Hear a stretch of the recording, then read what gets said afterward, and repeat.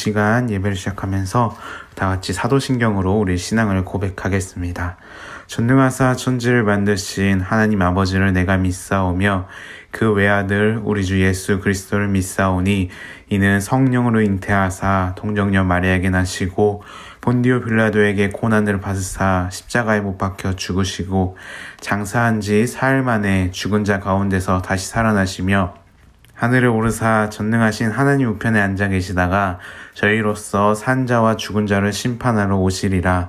성령을 믿사오며 거룩한 공회와 성도가 서로 교통하는 것과 죄를 사하여 주시는 것과 몸이 다시 사는 것과 영원히 사는 것을 믿사옵나이다. 아멘. 우리 이 시간 다 같이 찬양하면서 예배를 시작했으면 좋겠습니다. 오늘 함께 부를 찬양은 나의 안에 거하라입니다.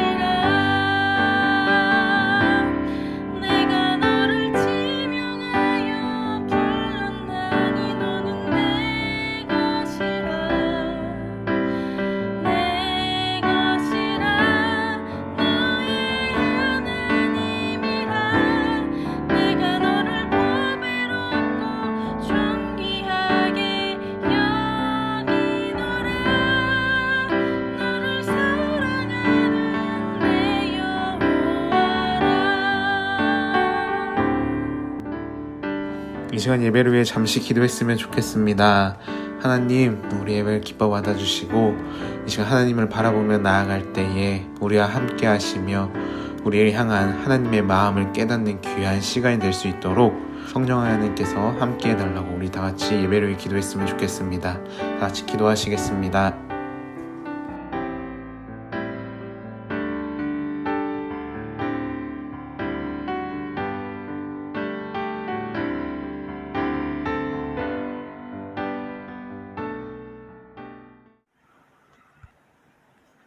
하나님 아버지, 이번 한 주도 무사히 지낼 수 있게 해주셔서 감사합니다. 코로나가 있음에도 불구하고 저희 가족과 친구를 지켜주셔서 감사합니다. 앞으로는 아픈 사람 한 사람 없이 교회에서 예배드리게 해주세요. 예수님의 이름으로 기도드렸습니다. 오늘 함께 볼 하나님의 말씀은 우리 시편 25편 12절 말씀입니다. 시편 25편 12절 말씀, 우리 한 절이니까 우리 다 같이 읽을까요? 네, 함께 읽겠습니다. 여호와를 경외하는 자 누구냐? 그가 택할 길을 그에게 가르치시리로다. 아멘. 우리 친구들의 삶에는 어떤 것들이 우리 친구들에게 평안과 안정감을 주고 있나요?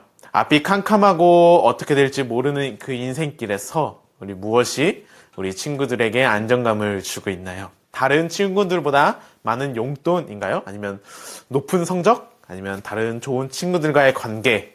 우리의 삶 가운데 안정감을 줄 수 있는 것들이 여러 가지 이렇게 생각이 들 텐데, 자, 그렇다면 하나님의 자녀들에게는 어떤 것이 삶의 안정감을, 삶의 평안을 줄 수 있을까요? 여기에도 여러 가지 대답이 나올 수 있는데 그 중 하나가 하나님이 우리와 함께 계시고 하나님이 우리를 인도하고 계신다는 그 사실을 알았을 때예요. 내가 걸어가고 있는 이 길이 주님과 함께 동행하고 있다는 이 사실을 알 때, 우리가 하나님의 인도하신 가운데 있을 때 우리는 어떠한 상황과 환경에 처한다 할지라도 그 상황을 뛰어넘을 수 있는 위로와 격려 그리고 힘이 될 거예요. 우리 친구들이 가는 그 길 가운데는 어려운 순간들이, 견디기 힘든 상황들이 있을 거예요. 매 순간 내 앞에 펼쳐진 선택의 연속들, 우리 친구들은 뭐 진로에 있어서 아니면 다른 친구들과의 관계에 있어서 학교에 있어서 학원에 있어서 이렇게 수많은 선택을 해야 되죠. 이렇게 선택을 하며 나아가는 이 길이 우리가 가보지 못한 길이라 또한 되돌아올 수 없는 이 길이라 너무 두렵고 막막할 때가 있죠. 내가 겪고 있는 이 모든 일 가운데 하나님께서 함께 가고 하나님께서 길을 인도해 주시고 계심을 알 때 우리는 어떠한 상황에 처한다 할지라도 그 상황을 묵묵히 견뎌낼 수 있는 힘이 될 거예요. 반대로 내가 어려움 속에 있을 때 무엇이 우리를 힘들게 할까요? 내가 겪는 이 환경과 아픔으로 인해 힘들기도 하지만 우리를 더 힘들게 만드는 것은 내가 고통의 시간 가운데 하나님이 나와 함께 계시는가? 하나님은 나를 인도해 주시는가라는 생각이 우리에게 더 큰 힘듦으로 다가올 수 있어요. 아무리 전도사님이라고 할지라도 전도사님도 힘들 때는 진짜 하나님이 나와 함께 계시는가? 이 생각이 떠나지 않을 때가 있었던 것 같아요. 그렇다면 우리 친구들은 하나님의 인도하심 속에 그리고 그 인도하심을 느끼며 살아가고 있나요? 여기서 조금 대답하기가 어려울 때가 많이 있죠. 그렇다면 우리는 어떻게 하나님의 인도하심을 받고 하나님의 인도하심 속에 있다는 것을 느끼며 살아갈 수 있을까요? 이 시간 함께 나눠봤으면 좋겠습니다. 오늘 본문 우리 다시 한번 읽어볼까요? 네, 시작. 여호와를 경외하는 자 누구냐? 그가 택할 길을 그에게 가르치시리로다. 아멘. 오늘 함께 읽은 이 말씀을 쉬운 성경으로 보면은 여호와를 섬기며 따르는 사람이 누구입니까? 주님께서 그에게 가장 좋은 길을 가르쳐 주실 것입니다. 또 세 번역으로 보면은 주님을 경외하는 사람이 누굽니까? 그가 선택해야 할 길을 주님께서 그에게 가르쳐 주실 것입니다. 라고 번역을 하고 있어요.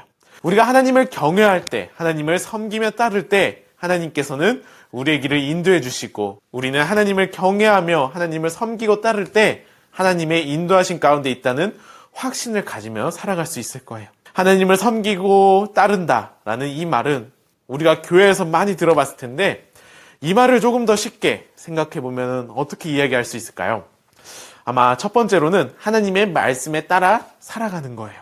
하나님의 말씀에 순종하지 않고는 하나님의 말씀에 따르지 않고는 인도하심을 받을 수 없기 때문이죠. 쉽게 이야기하면은 하나님의 인도하심이 무엇이냐? 하나님의 말씀에 따라 삶을 살아가는 거예요. 우리 친구들은 하나님의 말씀대로 살아가기 위해 노력을 하고 있나요? 우리가 하나님의 말씀에 따라 살아가고는 싶은데 여기에 있어서 큰 어려움이 있죠.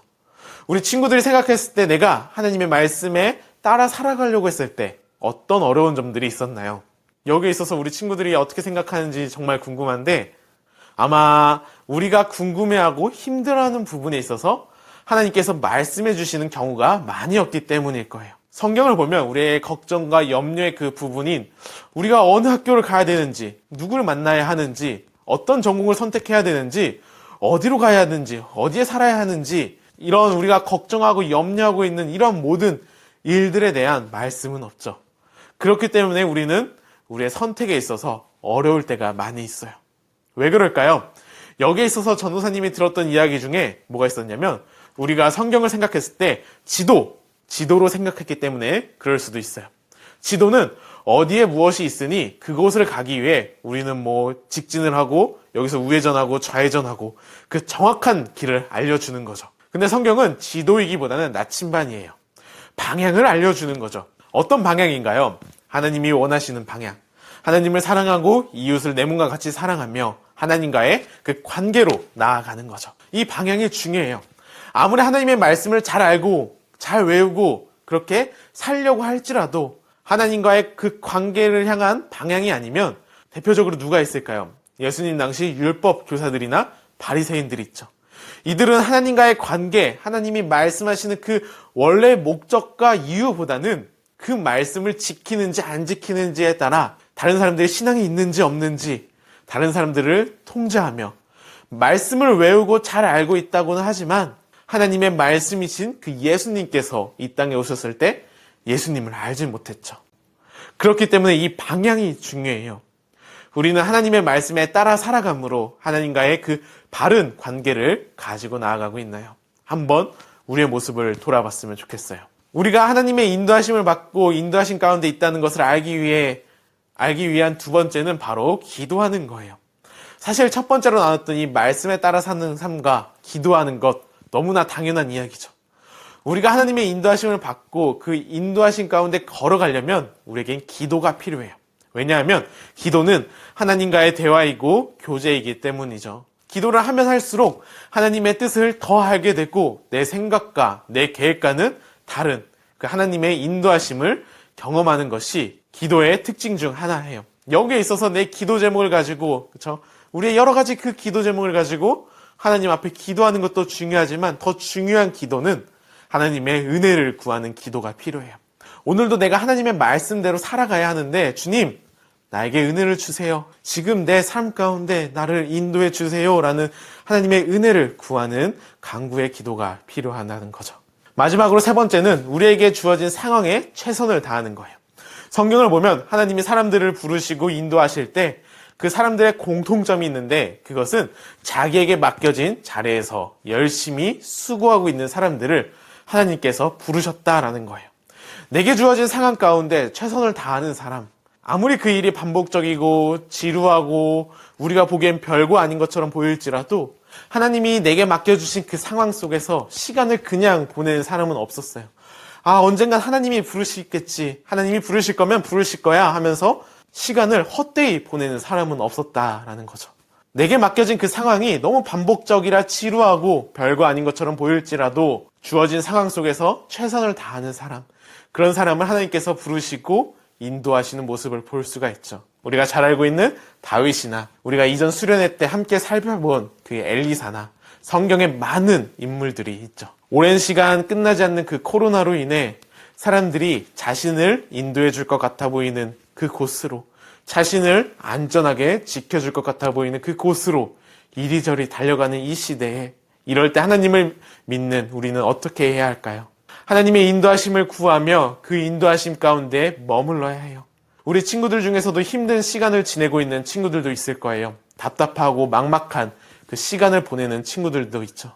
이럴 때 우리는 어떻게 해야 할까요? 하나님의 말씀과 기도를 통해 하나님과의 관계로 나아가며 지금 내 앞에 하나님의 손길이 보이지 않는다 할지라도 나에게 주어진 상황 속에서 묵묵히 최선을 다해 하나님 안에서 살아가려고 하는 그 발버둥치는 그 모습이 필요해요. 그럴 때 우리가 예상치 못하는 놀라운 역사 가운데로 하나님께서는 인도해 주실 거예요. 우리 모두 다 이러한 하나님의 놀라운 인도하신 가운데 걸어가는 우리 친구들이 되길 소망합니다. 이 시간 우리 말씀을 생각하면서 찬양했으면 좋겠습니다. 함께 부를 찬양은 나의 안에 거하라입니다.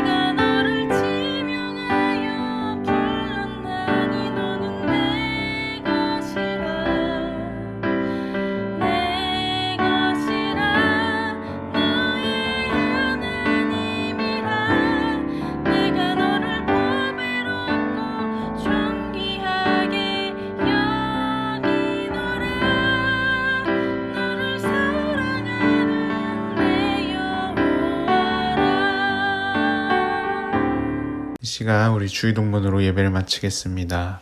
하늘에 계신 우리 아버지여, 이름이 거룩히 여김을 받으시오며 나라의 임하옵시며 뜻이 하늘에서 이루어진 것 같이 땅에서도 이루어지이다.